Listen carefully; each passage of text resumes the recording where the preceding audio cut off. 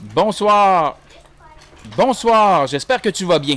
Alors, il se peut qu'en fond, tu entendes une discussion animée entre un jeune homme de 5 et un autre de 4 ans. C'est tout à fait normal. Madame Julie, présentement, agit comme une véritable éducatrice afin de gérer l'énergie verbale de ces deux jeunes hommes, mais il se peut que tu attendes des conversations sur des camions ou des cris de joie devant l'arrivée d'une Batmobile en plastique. Ceci étant dit, pour la capsule de ce soir, je présente la toujours très talentueuse et merveilleuse et splendide Madame Roxane, derrière laquelle se lève le soleil. Wow! Il se couche, une conversation, non? Non, mais... Oui, techniquement, il se couche, mais je veux dire, il sort dans les nuages. Ah, et dans le coin, Théo. Juste Théo. Malaise subtil. Malaise. On poursuit. Donc, dans la capsule de ce soir, nous ferons ensemble un retour sur une notion qui a semblé être problématique dans la tâche de mathématiques d'Alfred qui avait été envoyée par Madame José, où on voulait un peu voir, dans le fond, qu'est-ce qui semblait facile et moins facile dans le programme de mathématiques de fin de 6e année en très bref résumé. On en fera plusieurs comme ça pour essayer de trouver c'est quoi les petits points chauds qu'on a travaillé. Donc une première notion sur laquelle on va s'arrêter ce soir, c'est de décomposer un nombre en ses facteurs premiers. Donc, quand on décompose en facteurs premiers, ce qu'on veut dans le fond, c'est de trouver les diviseurs d'un nombre pour au final voir comment on peut diviser et rediviser ce nombre-là jusqu'à temps qu'on en arrive à des nombres premiers, ces facteurs premiers, qu'on multiplie ensemble pour arriver au total. Alors, je sais que je dis beaucoup de choses en peu de temps. Je vais y aller avec un exemple concret. Donc, si je prends le nombre 60, en partant, il faut savoir que quand on décompose en facteurs premiers, il y a plus qu'une façon de le faire. Par contre, il n'y a qu'une seule bonne réponse. Donc, 60. 60, je peux le diviser par quoi? Ben oui, je pourrais le diviser par 4 ou par 15. Donc, ce que j'essaie de te dire là, c'est que 4 fois 15 me donne 60. Excellent. Par contre, j'ai un problème. Je peux encore décomposer 4 et je peux décomposer 15. À ce moment-là, je vais me poser la question, par quoi je pourrais multiplier 4? 2 fois 2. Parce que 4 fois 1, je serais pris avec le même problème. J'aurais encore un 4 à décomposer. Avec des fois 1, on n'en fait pas là-dedans.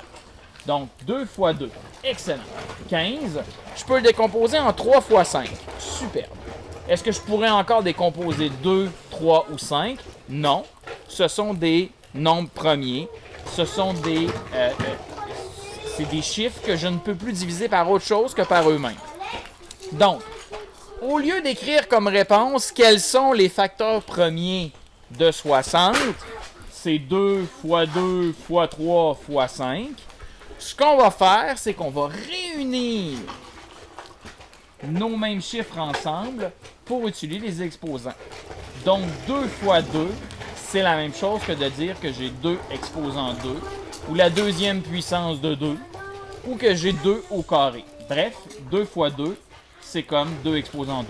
J'ai un seul 3, donc je vais faire 2 exposant 2 fois 3. J'ai un seul 5 fois 5. Dans l'autre exemple ici, on va faire un petit zoom s'il te plaît Roxane, tu peux t'avancer un petit peu. Oh, les gens à la caméra vont voir les détails de ton joli visage. Théo, tu peux t'avancer aussi. Ah, qu'ils sont mignons! Oh, Théo n'a qu'un demi-visage, mais moi aussi, donc ça doit être de famille. Blague! Donc, qu'est-ce qu'on voit ici? C'est que notre 60, au final, on devait décider de le diviser par 6 ou par 10. Qu'est-ce que ça donne? Bien évidemment, 60 peut être 6 fois 10. Je peux encore diviser 6 et 10. Je peux diviser 6 par 2 et par 3. Donc, 2 fois 3, 6. 10 par 2 et par 5. Au final, ce qu'on se rend compte, c'est que pour arriver à 60, je peux faire 2 fois 3 fois 2 fois 5. Et une fois que je réunis mes 2 en un 2 exposant 2 fois 3 fois 5, je me rends compte que même si j'ai pris deux chemins différents, j'arrive à la même réponse. On passe à la deuxième partie dans quelques secondes. Nous avons une invitée surprise, Madame Julie. Bonjour, Madame Julie. Bonjour. Donc, nous allons décomposer en facteur premier 160. Alors, moi, un truc que j'aime bien, je sais qu'avec un nombre qui se termine par un 0, il y a de très grosses chances que ça se divise par 5, mais plus facilement par 10. Donc, 16 fois 10 me donne 160. Je sais que je peux décomposer 16 encore, c'est-à-dire 4 fois 4. J'aurais pu mettre 2 fois 8. De toute façon, dans la séquence précédente, on a vu qu'on allait arriver à la même réponse. Qu'est-ce qui peut me donner 10? 2 fois 5. Alors évidemment, si je m'arrêtais à cet étage-là, je pourrais dire que 4 fois 4 fois 2 fois 5, ça me donne 160. Mais non! Je ne m'arrêterai pas là, n'est-ce pas, Madame Julie? Vous voyez cet air convaincu, cette détermination. Donc, 4, je peux le décomposer encore 2 fois 2. 4, 2 fois 2. Bon, 2, je ne peux plus le décomposer. Je vais le descendre tout simplement. Je peux le descendre avec une petite flèche. Il y a différents enseignants qui ont différentes méthodes par rapport à un nombre, un chiffre qui est premier, qu'on veut descendre sur l'étage d'en bas. Moi, j'aime bien la flèche pour ne pas l'oublier. Le 5 aussi, je ne peux plus le décomposer. Donc, je sais maintenant que 2 fois 2 fois 2 fois 2 fois 2 fois 5 me donne 160. Ou je peux dire que 2, une fois, 2 fois, 3 fois, 4 fois, 5 fois. Donc, 2 exposant 5 fois 5 donne 160. On applaudit Madame Julie pour cette incroyable séquence. Beau travail. On applaudit Madame Julie.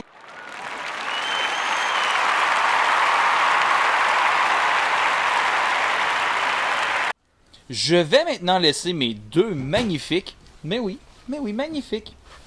Même toi, Théo. Mes deux magnifiques assistants vous faire la démonstration que nous sommes capables de décomposer en facteurs premiers deux nombres différents. Nous avons ici Théo, 10 ans, qui est présentement en 4e année, Roxane, 8 ans, qui est en 2e année. Allez-y, c'est parti!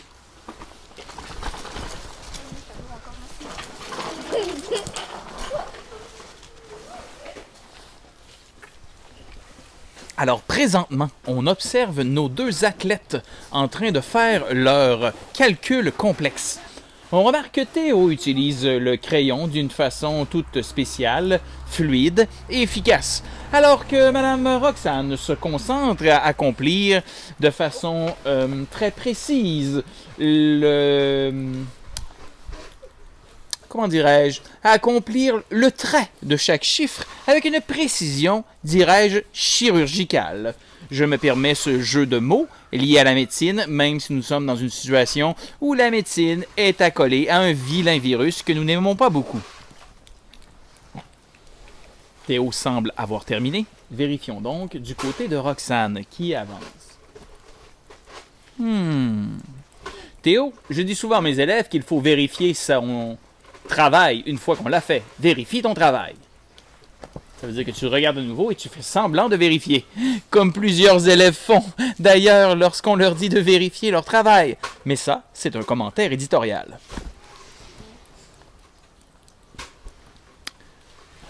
Pendant que j'y suis, tu vas remarquer que j'ai mis sous la capsule des au-dessus ou en dessous, je ne me rappelle plus, des liens pour te donner un coup de main en ce qui concerne les questions en histoire que j'ai posées dans la capsule précédente. Et c'est un beau pouce, ça. Et j'ai aussi mis un lien que Mme Julie te suggère d'utiliser pour aller fouiner un peu sur un site web à travers lequel tu pourrais découvrir des activités intéressantes selon tes passions ou ce que tu aimes faire quand il s'agit de bouger. Donc, lorsque mes deux adjoints auront terminé, ils vont avancer le tableau vers la caméra et je pourrai alors faire la description du travail accompli. Et voilà. Donc, mes assistants vont approcher un peu le tableau de la caméra, qu'on la voit bien. Et on va voir un peu ma grosse face qui va apparaître. Bonjour grosse face, j'apparais. Donc, ce que tu remarques, ok, c'est que Théo s'est dit que il allait utiliser le truc un peu que j'avais donné tantôt. Ça se termine par un 0, donc assurément, quelque chose x 10 me donne 250. Genre 25 x 10. Donc 25 x 10, 250. On peut décomposer le 25 et le 10 encore. 5 x 5 donne 25. 2 x 5 donne 10. 5 x 5 x 2 x 5 font 250. Chacun de ces chiffres-là ne peuvent plus être décomposés. Ce sont des facteurs premiers. Il a réuni ces 3 5 en disant que 5 x 5 x 5, c'est comme 5 exposant 3 ou 5 au cube x 2. Ici, Roxane a dit que 12 x 12 donnait 144. Elle a décomposé un premier 12 en disant que 4 x 3 donne 12, mais aussi que 2 x 6 donne 12. Notre 4 ici pouvait être encore décomposé en 2. Notre 3, on ne pouvait plus, c'est un facteur premier, elle a descendu l'étage suivant. Le 2 à l'étage suivant. 6 se décomposait en 2 et 3. Elle a réuni 2 une fois, 2 fois, 3 fois, 4 fois. Donc 2 exposant 4 fois 3 exposant 2. Voilà, c'était décomposé en facteur premier, un nombre. Maintenant, je te suggère d'aller faire tous les exercices dans NetMath qui t'ont été envoyés par Mme José.